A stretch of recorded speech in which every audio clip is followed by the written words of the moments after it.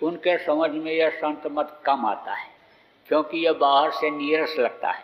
अंतर में जब साधना करता है तब सरसता आती है, क्योंकि इसमें ढोलक मंजीरा जो बाहर से बजाते हैं, राग अलापते हैं, वो बाहर से यानी इसमें नहीं बजाया जाता है।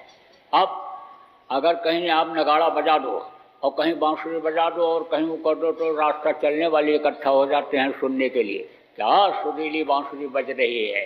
लेकिन जब अंतर की वो बांसुरी सुन लेता है, अंदर का नगाड़ा जब सुन लेता है, अंदर की आवाज़ जब सुन लेता है, तब वो एकदम से बिल्कुल पक्का हो जाता है और बाहर के इस आवाज़ में फिर उसको कोई रस नहीं मिलता है। तो अंदर में जब प्रवेश करता है, साधना करता है, सरसता तो तब आती है। इसलिए ये थोड़ा पहले कम समझ में आता है, लेकिन नामदान इसलिए दे दिया जाता है कि आज नहीं तो कल अगर कोई उसको मिल गया और समझाया, कहा भाई तुम सुमिरन ध्यान भजन करोगे तब अंतर में तुमको रस मिलेगा, आनंद आएगा, तो इच्छा जग जाएगी तो करने लगेगा। और अगर आप बहुत समझाओ और नामदान अगर उसको नहीं मिला और इच्छा जग गई कि नामदान मिल जाए और हम नाम की कमाई करें, तब तक नामदान देने वाले बहुत दूर चले गए।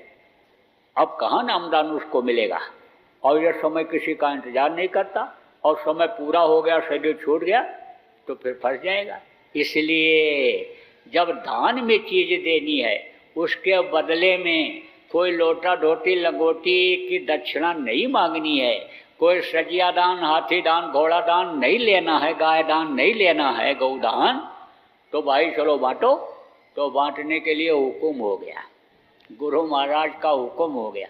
नामदान देना कोई आसान काम नहीं है, बहुत कठिन काम है। इस चीज़ को आप लोग नहीं समझ सकते हो कि कर्मों का लेना देना किस तरह से होता है, ये आप चीज़ को नहीं समझ सकते हो। तो कर्मों का बड़ा लेना देना इसमें होता है, तो बड़ा कठिन काम है।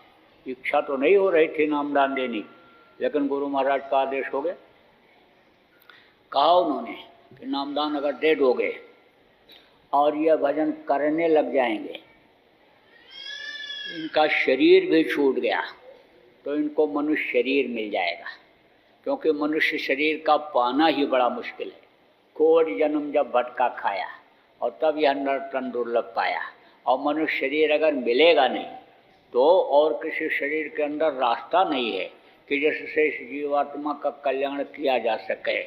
पूरी छीड़े मृत्यु लोके, देवी देवताओं को भी स्वर्ग वैकुंठ से जब पूरी छीड़ हो जाता है तो मृत्यु लोक में आना पड़ता है। तो कैसे मान लिया जाए कि देवी देवता उद्धार कर देंगे। तो अब आप इस बात को समझो कि कृष्ण भगवान ने भी कहा था, कृष्ण के साथ जो लगे हुए थे पांडव, कृष्ण ने कहा अब मुझको अपने धाम जाना है, अब मेरा काम पूरा हो गया, महाभारत खत्म हो गया, द्वापर का विधान खत्म, कलयुग का प्रादुर्भाव, अब मुझे भी जाना है। तो पांडव ने कहा महाराज मुझको भी लेते चलिए। बोले मैं तुमको नहीं ले जा पाऊंगा, तुमको किसी त्रिकालदर्शी की ज़रूरत है, तुमको किसी संत सदगुरु की खोज की ज़रूरत है। जब उनको खोजोगे और उनसे रास्ता लोगे और जब तुम भजन करोगे तब तुम मेरे धाम जा सकते हो। तो पांडव ने कहा महाराज अब इस उम्र में ये काम कैसे हो सकता है, पूरी ज़िंदगी तो मैं आपके साथ लगा रहा, इसी आशा में रहा कि जब कृष्ण भगवान जाने लगेंगे तो हमको भी लेते चलेंगे। तो पूरी ज़िंदगी तो आपके साथ गुजारी इसी आशा में कि आप ले चलोगे, और अब आप कह रहे हो कि सदगुरु की खोज करो, तो बुढ़ापे में कहाँ से करूं, योग साधना कैसे कर पाऊंगा। महाराज लेते चलो। अब लोग कहते हैं कृष्ण कृष्ण कृष्ण जपोगे, कृष्ण का नाम लोगे तो पार हो जाओ। अब आपको याद दिला रहा कि 24 घंटा कृष्ण के साथ रहने वाले पांडव को 2 टूक जवाब दिया कृष्ण कि अवतारिक शक्तियों में जीवों को पार करने की शक्ति नहीं हुआ करती, वो तो संत सदगुरु में ही होती है।